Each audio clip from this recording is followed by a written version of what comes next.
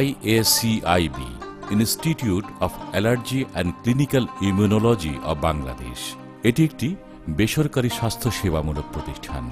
সরকারি নিবন্ধনের পর ১৯৯৫ সাল থেকে এই প্রতিষ্ঠান জনগণের স্বাস্থ্য সেবা ও স্বাস্থ্য সচেতনতার লক্ষ্যে বাংলাদেশের বিভিন্ন জেলায় কাজ করে চলেছে।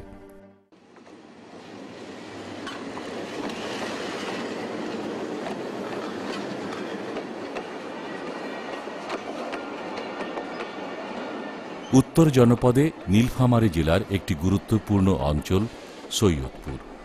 দেশের একমাত্র ফাইলেরিয়া হাসপাতাল এখানেই।